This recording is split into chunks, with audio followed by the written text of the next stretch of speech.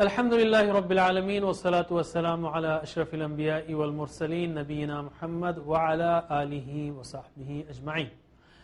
Brothers and sisters, Assalamu alaikum wa rahmatullahi wa barakatuh. I welcome you to our fourth lesson of the course Understand Quran and Salah the Easy Way. We are studying Surah Al-Fatiha. We will be studying verses 6 and 7. In grammar we will be learning feminine gender, and we will take an educational tip also. By the way, by the end of this lesson we will learn 23 words which occur in the Quran 9,000 times almost, if we study 1, 2, 3. So please continue and don't skip in between, and don't go away till it is complete. The words of Surah Al-Fatiha are extremely important. They occur almost 7,500 times in the Quran. So each word of Surah Al-Fatiha is extremely precious. Every 10th word of the Quran on the average comes from Surah Al-Fatiha. So let us start and continue. أعوذ بالله من الشيطان الرجيم اهدنا الصراط المستقيم. اهدنا. Ihdi means guide. Ihdi means guide. Na us. Ihdi, guide. Na us. Ihdina, guide us. Ihdina, guide us. By the way, Hidayah and Huda are from guidance. Hidayah Quran is Hudal lil Muttaqeen, guidance for the pious, God conscious, and Hudal lin Nas, guidance for the mankind. So Huda, Hidayah is all from the same root. Ihdina, guide us. As-Sirat. Sirat means path. It's not road, okay? It's path, conceptual path. Ihdina Sirat, guide us to the path. Al-Mustaqim, straight. Al-Mustaqim, straight. You know, by the way, the shortest distance between 2 points is a straight line. So that is the shortest way to reach Allah subhanahu wa ta'ala, the most efficient way. And of course, Sirat al-Mustaqim here means the path that is mentioned in Quran and Hadith. Ihdina Sirat al-Mustaqim, guide us to the straight path. Al means definite article, the. Okay, al. Sirat means path. As-Sirat, the path. Mustaqim is straight. Al-Mustaqim, the straight. As-Sirat al-Mustaqim, the straight path. Okay. I have been telling you that when we recite Surah Al-Fatiha or any verse of the Quran, or listen to these verses, try to explode your imagination. Imagine and feel as much as you can. So we are asking Hidayah. Not only for the Salah, not only in the Salah, oh Allah, guide me to the straight path to perform Salah the best way in the Salah, but also whatever I do after the Salah, till the next Salah I would say. So whatever I do in life, this year, this month, this week, today, and after this Salah, and also most importantly within the Salah, please guide me to perform best. There's a big confusion among us. If some of us think that we are Muslims, therefore we are guided. If being Muslim is equal to being guided, if that is the only meaning, then this dua, this supplication should have been for non-Muslims. Because if I have eaten full, I will not ask for more food. So if I'm already Muslim, if I'm already guided, if that is the only meaning, then why should I ask for guidance? In fact, becoming Muslim is the first step in the world of guidance, and we need guidance at every step of our life, and we need guidance to improve, to increase, so that the more we are guided, the more we get close to Allah subhanahu wa ta'ala. So this is the most important prayer, and the guidance is so precious that Allah subhanahu wa ta'ala said even to the Prophet sallallahu alayhi wasallam, he said, إِنَّكَ لَا تَهْدِي مَنْ أَحْبَبْتَ. O Prophet, you cannot guide whomever you will. وَلَكِنَّ اللَّهَ يَهْدِي مَنْ يَشَاءُ. It is Allah who guides. So guidance, the prayer for guidance is the most precious, and this is the core of Surah Al-Fatiha, the core prayer of Surah Al-Fatiha. So, and we are asked to ask for it every day, every salah, every rak'ah, and this is the prayer in Surah Al-Fatiha, the prayer for Hidayah. Where do we get the guidance? In Quran and Sunnah. If we don't study Quran and Sunnah, then is this prayer sincere? Take the example of a student who goes to Fajr, Zohar, Asr, Maghrib and Isha, a 10th class student, a high school student or college student, and he cries in front of Allah, oh Allah, please help me pass the exams. And then he doesn't go to school, he doesn't open a book, then you will tell him that this prayer is not sincere. So if we ask Allah, Ihdina Sirat al-Mustaqim, Ihdina Sirat al-Mustaqim, and if we don't open the Quran to look for guidance, then there is some problem in our prayer. There is problem with our sincerity. Actually, every salah is a reminder that understanding Quran, studying Quran is not only necessary, but it is an emergency. Why? Because after we say Ameen, for example, if you are praying with Jama'ah, and the Imam starts reciting after Surah Al-Fatiha a part from the Quran, that is a piece of guidance that Allah gives us to us on at that time. If I have asked for guidance and when Allah tells us something about the guidance, I just keep there standing without bothering to understand, that means I'm not sincere. So every salah is a reminder that I should understand Quran. I should be concerned, oh Allah, what did you tell me today? Every piece of Quran is very precious. Remember, everything is part of fate. It is not random. Whatever you listen, it is from Allah subhanahu wa ta'ala. And Allah is watching. He wants to see the reaction as He reveals those verses. So, Ihdina Sirat al-Mustaqim, guide us to the path, to the straight path. Let us practice with feelings and imagination. Translate, Ihdina, guide us, as-sirat, path, al-mustaqim, straight. Again, ihdina, as-sirat, al-mustaqim, ihdina as-sirat al-mustaqim, guide us to the straight, that is, guide us to the straight path. Sirat al-ladhina an'amta alayhim, the path of those you have bestowed favors on them. Okay, Sirat al-ladhina an'amta alayhim. Sirat means path. Sirat means path. Alladhina, of those who. You see, Sirat has been repeated earlier, Sirat al-Mustaqim, the straight path. So path is repeated, Sirat. So Sirat means path. That should remind you that the meaning of Sirat is path. Alladhina, those who, of those. 1080 times in the Quran. Those, that is the path of those who. Sirat alladhina, the path of those who. An'amta. In'am is favor. In'am is favor. An'amta, you have bestowed favors. You have given favors. An'amta, you have given favors. Alayhim, on them. Alayhim is a combination of two words. Ala him.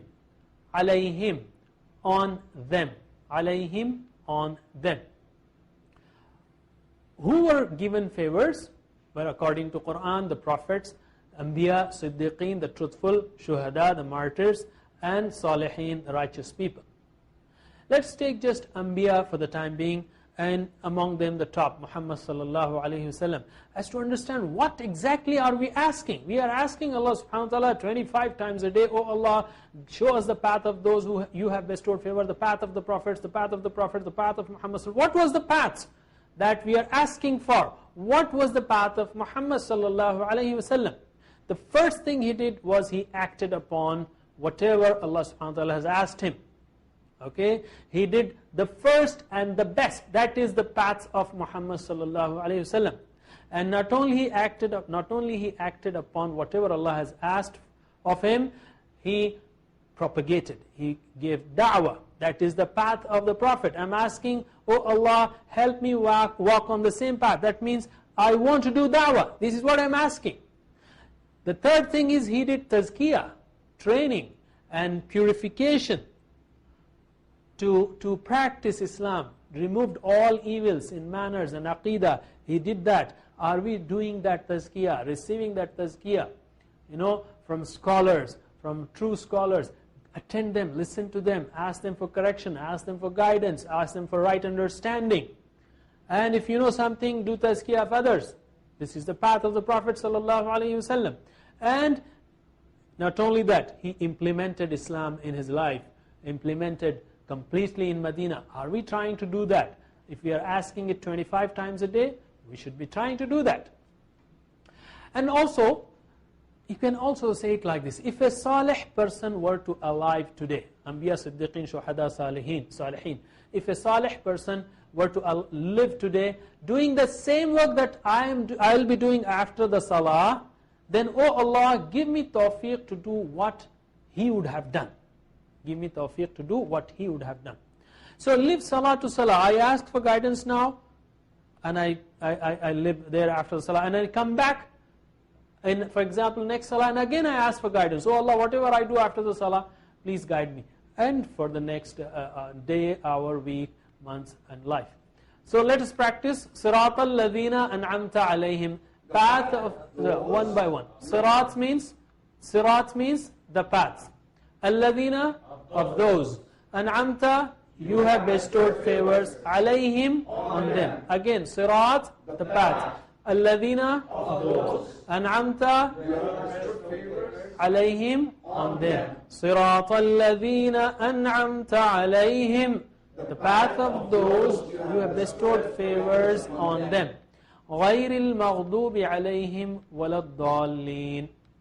Ghayril maghdubi alayhim, not of those who earned your wrath on them. Ghayri means not. Ghayri means not, other than. Al-maghdub, how are you going to remember the meanings? Perhaps you know the meaning of mazlum. Mazlum, one who is wronged or oppressed. Maghdub, one who received the wrath. Mazlum, one who received the zulm, oppression. Maghdub, the one who received the wrath. Okay? Alayhim, on them. We studied this. Ghayril maghdubi alayhim. Those who know and still do not do it, disobey, they are the ones with whom Allah subhanahu wa ta'ala is angry. Imagine their end in this dunya and akhirah with those people whom Allah is angry with.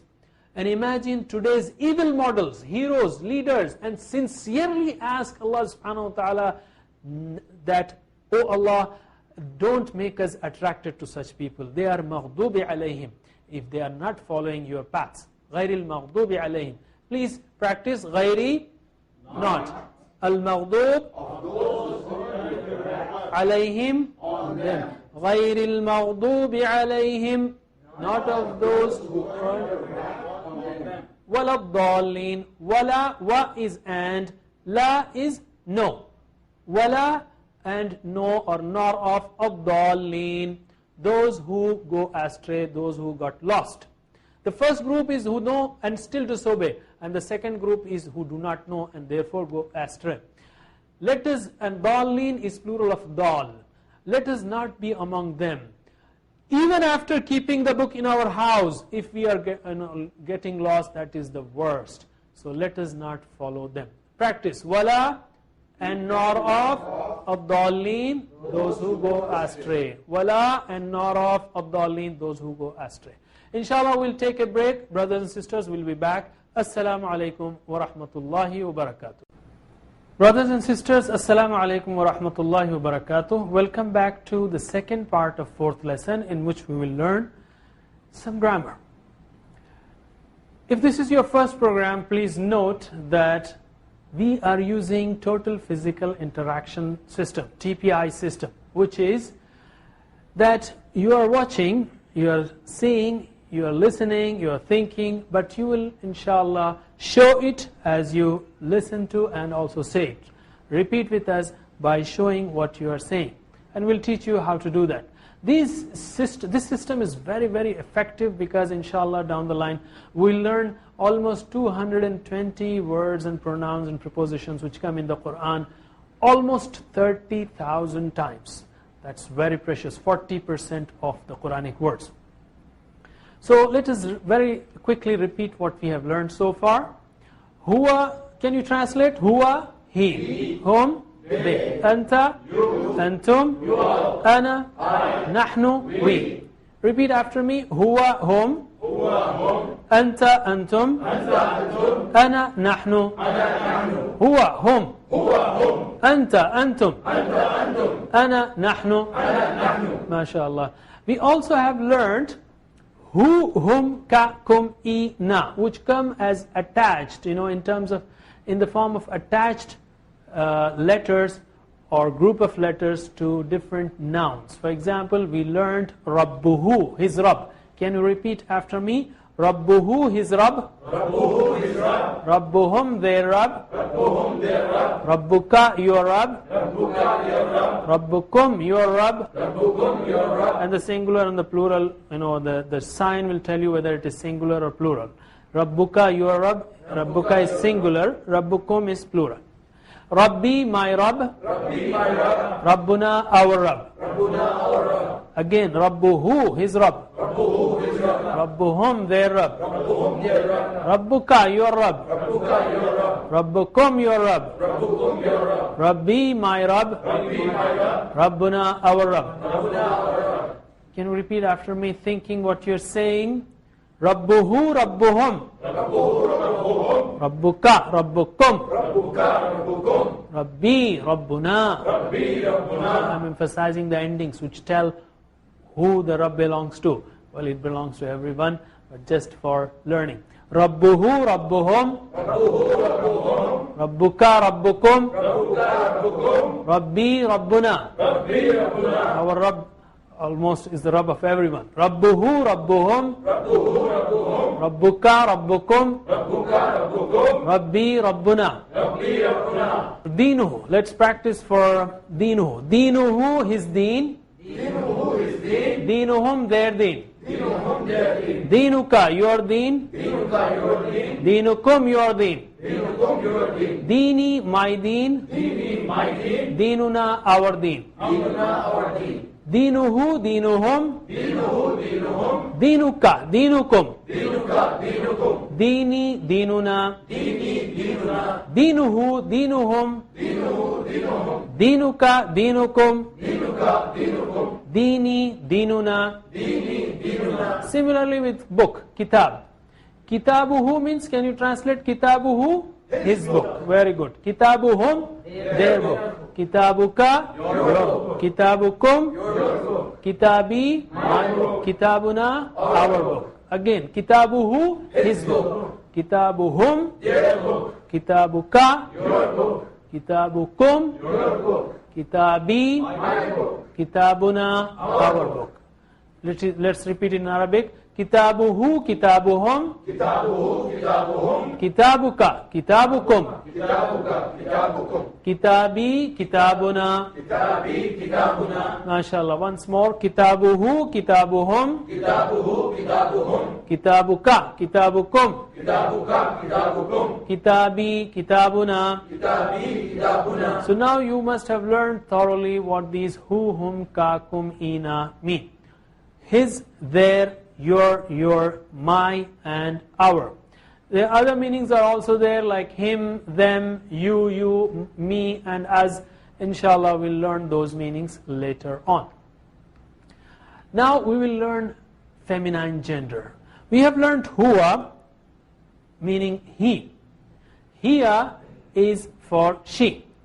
We will use our right hand for showing all masculine forms, because there are many forms of a given verb, and that's why we are using right hand for masculine form and left hand for feminine form without any intent of discrimination. This is just for facility. For Allah subhanahu wa ta'ala, the best of you is the one who fears Allah and follows Him more closely, or closer to the Quran, and so on. So huwa is he, hiya is she. And Rabbuhu is his Rabb, Rabbuha is her Rabb. Okay, Rabbuha is her Rabb. So how to remember that? I have a very simple example right on the screen. Abu Bakr radiyallahu anhu. Abu Bakr, may Allah be pleased with him, anhu. And Aisha radiyallahu anha. Aisha, may Allah be pleased with her. So with men or masculine, with males, we say anhu and anha. For sisters, ladies, anha. And Aisha radiallahu anha, our mother, Aisha radiallahu anha. So here, huwa is he. Hiya means she. Can you translate? Huwa means he. Hiya means she. Rabbuhu is his Rabb. Rabbuha, her Rabb. Dinuhu is his deen. Dinuha, her deen. Kitabuhu is his kitab. Kitabuha, her kitab, her book. Very good. We will also learn how to make feminine genders from a given noun. This is one of the methods. There are other methods also. And Muslims have names like Khalid, Khalida, Sajid, Sajida, Shakir, Shakira, Muslim, Muslima. So you already know at least part of it as to how to make feminine genders. Just by adding round ta at the end, ta marbuta at the end, or the round ta. Like the feminine of Muslim is Muslimah. Okay? You don't say Muslimat, either you say Muslimatun, or if you stop there, then you say Muslimah. Muslimah. So we will say Muslimah, just to make it simple. So the feminine of Mu'min is Mu'minah. Mu'minah. Okay? Feminine of Salih is Salihah. Salihah. Similarly, feminine of Kafir is Kafirah. Kafirah. And feminine of Mushrik is Mushrikah. Mushrik is Mushrik male. Mushrikah is Mushrik female, a polytheist female. Similarly, feminine gender for Munafiq is Munafiqah. So you learned all these forms of how to make, as to how to make feminine genders from these nouns. Let us learn how to make plurals also. The plural of Muslimah is Muslimat. You just add alif and ta at the end. Muslimat. You drop that round ta and just add alif and ta. Muslimah, Muslimat. So can you repeat after me? Or can you answer me? The plural of Muslimah is Muslimat. Plural of Mu'minah is Mu'minat. Mu'minat. Okay, very good. Plural of Salihah is Salihat. Very good. Plural of Kafirah is Kafirat. Plural of Mushrikah is Mushrikat.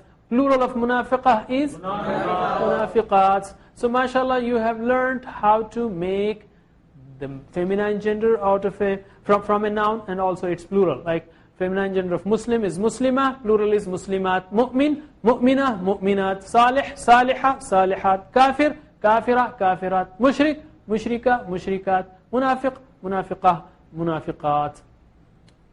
Let's come to a learning tip. So far we have learned that our brain is very powerful.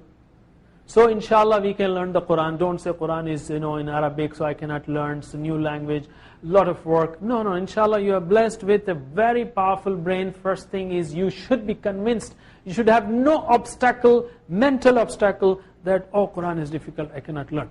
Quran is extremely easy to learn.